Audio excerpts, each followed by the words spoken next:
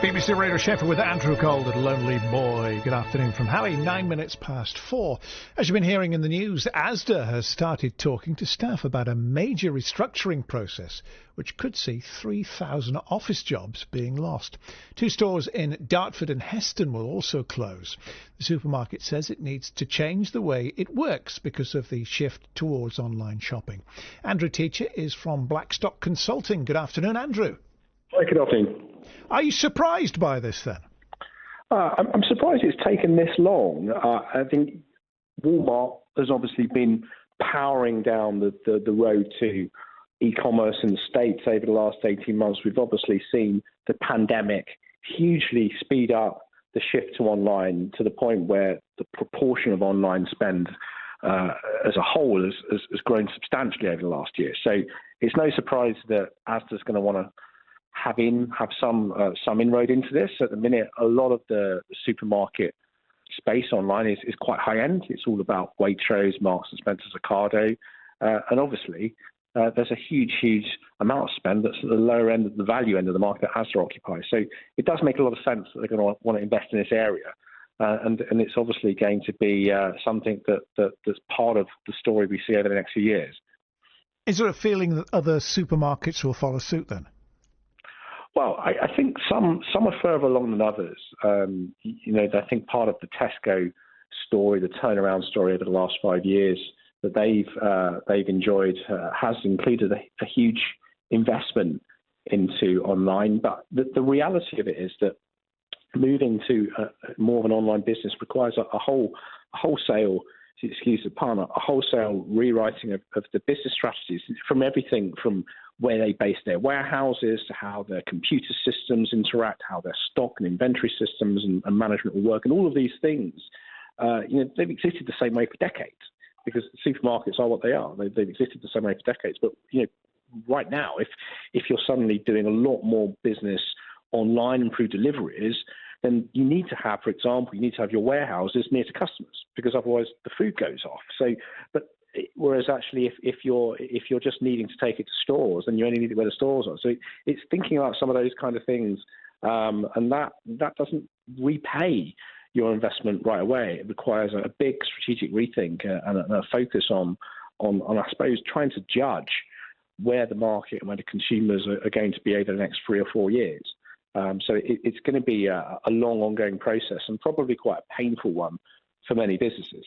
Now, the pandemic has obviously shifted more people to shopping online, vast increase in online shopping. Is it likely to be a permanent move, do you think? When everybody has finished with the pandemic, can we see more people going back in stores, or do you think they'll stick with the online shopping? It depends how easy and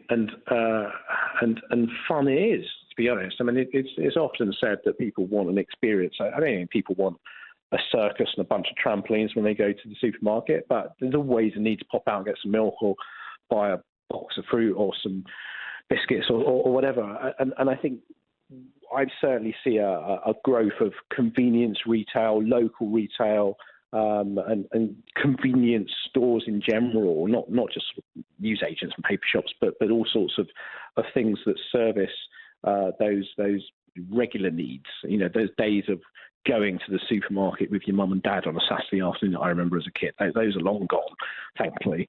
Grim days. But equally, I don't see retail as being dead. People still like shopping. The question isn't is retail dead? The question is how much retail do we need? And the reality is, if you look at retail on a square foot per human basis, which sounds very horrid, but let's think of it like that.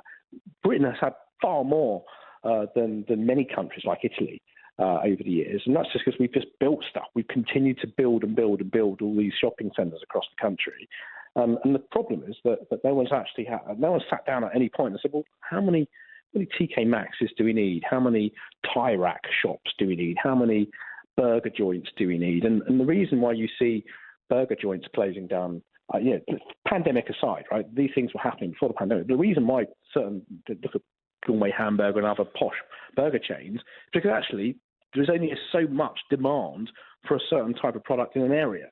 And I think now what this has done, it's shone a light on this.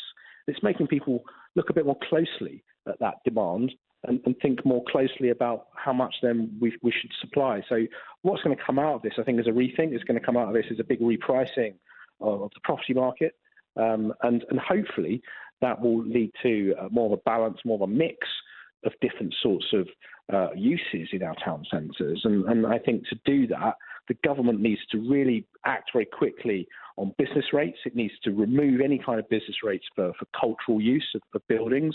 It needs to absolutely reform the licensing system. And these sorts of changes would make it very easy for people to repurpose empty shops so that they could be used as galleries, as cultural spaces. And this sort of stuff shouldn't just be used as a sticking plaster. It should be used as a way to create a bit more life and a bit more vibrancy and help us start to edge away from some of these identical town centres that we've kind of grown into over the last 20 years. Andrew, great talking to you. Thanks for your time. Andrew Teacher there from Blackstock Consulting. The sound of South Yorkshire.